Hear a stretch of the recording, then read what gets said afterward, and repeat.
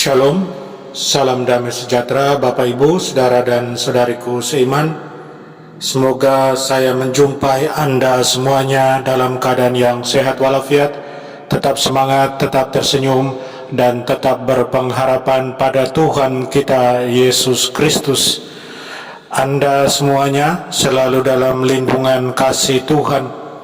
Buat saudara dan saudariku yang sakit, dalam nama Tuhan Yesus, Anda sembuh. Senang berjumpa kembali dengan Anda dalam permenungan harian Sabda Tuhan, Embun Sabda di hari Senin 12 Juli 2021. Mari kita siapkan diri, siapkan hati kita untuk mendengarkan firman Tuhan.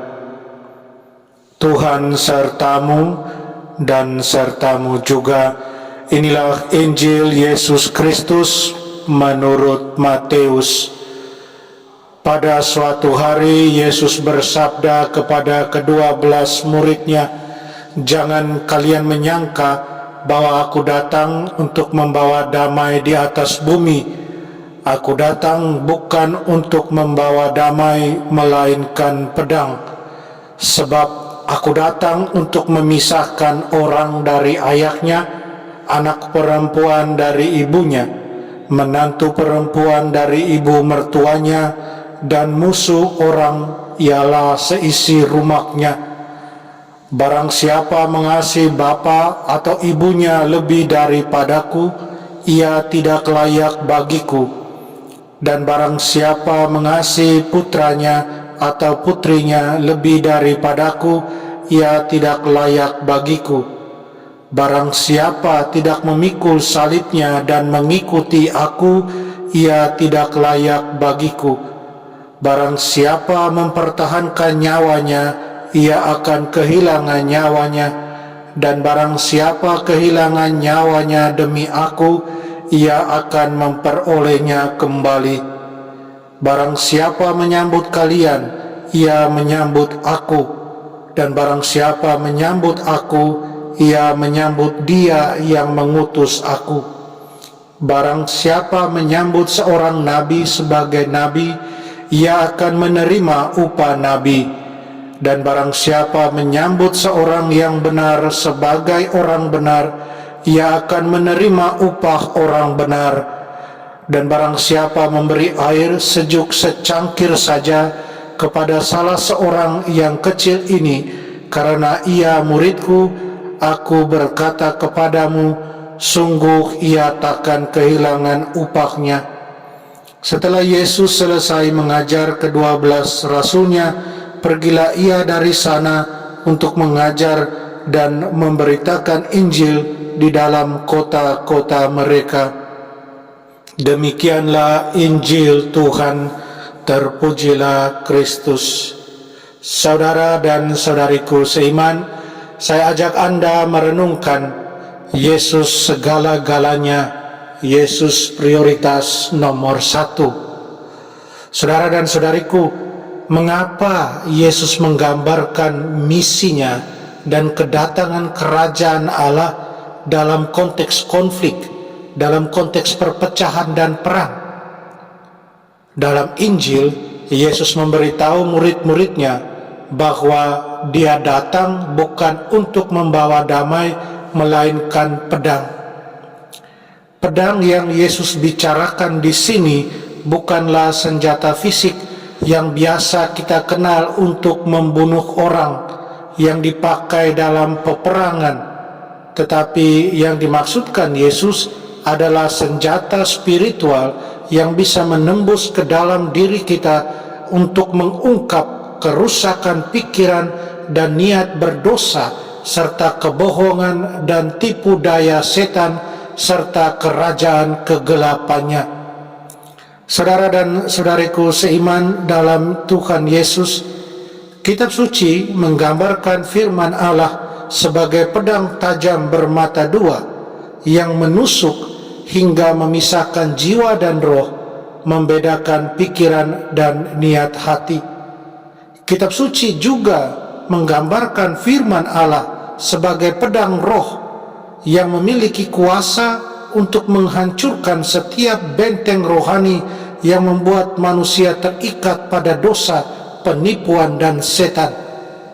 Yesus datang untuk menyelamatkan kita dari perbudakan dosa dan membebaskan kita untuk hidup sebagai warga kerajaan kebenaran, warga kerajaan damai sejahtera dan sukacita oleh karena Roh Kudus. Saudara dan saudariku seiman dalam Tuhan, misi Yesus adalah tindakan perang melawan kekuatan spiritual yang menentang kerajaan Allah dan pemerintahannya di atas bumi ini. Itulah sebabnya Yesus mengidentifikasikan setan sebagai penguasa dunia yang akan Dia usir. Pertempuran yang Yesus maksudkan di sini bukanlah konflik duniawi antara individu dan bangsa, tetapi peperangan rohani antara kekuatan iblis dan bala tentara surga. Yesus datang bukan untuk berperang melawan kekuatan spiritual dunia saat ini. Yesus datang untuk berperang melawan kekuatan spiritual dunia saat ini yang memalingkan pikiran dan hati orang-orang dari Allah dan kerajaan sukacita, damai, dan kebaikannya. Saudara dan saudariku seiman, kitab suci menjelaskan bahwa pada akhirnya hanya ada dua kerajaan atau kekuatan dan bahwa mereka bertentangan satu sama lain, kerajaan terang Allah dan kerajaan kegelapan. Rasul Yohanes membandingkan dua kerajaan yang berlawanan ini dengan istilah yang paling gamblang. Kita tahu kita berasal dari Allah dan seluruh dunia di bawah kuasa si jahat. Kitab suci menggambarkan dunia sebagai orang-orang yang menentang Allah, kerajaan kebenaran dan kebaikannya. Dan Yesus, Dia datang untuk menggulingkan kuasa setan dan untuk membebaskan kita dari segala sesuatu yang menghalangi kita untuk mengenal, mencintai, dan melayani Tuhan yang telah mengasihi kita masing-masing dengan belas kasih-Nya dan kebaikannya yang tak terbatas. Saudara dan saudariku seiman, Yesus memberitahu murid-muridnya bahwa jika mereka mengikutinya, itu akan mahal harganya, karena mereka harus mengutamakan kerajaan Allah dan mentaati firman-Nya. Setiap kali ada panggilan besar, itu pasti menyebabkan perpecahan antara mereka yang menerima dan menolaknya. Ketika Yesus mengatakan bahwa perpecahan akan terjadi, para pendengarnya kemungkinan besar mengingat nubuat Nabi Mika. Musuh seorang pria adalah orang-orang dari rumah tangganya sendiri. Saudara dan saudariku, kasih Tuhan memaksa kita untuk memilih siapa yang akan menjadi pertama dalam hidup kita. Menempatkan hubungan atau hal lain di atas Tuhan adalah bentuk penyembahan berhala. Yesus menantang murid-muridnya untuk melihat siapa yang pertama dan terutama yang mereka kasih. Seorang murid sejati mengasihi Allah di atas segalanya dan bersedia meninggalkan segalanya demi Yesus Kristus.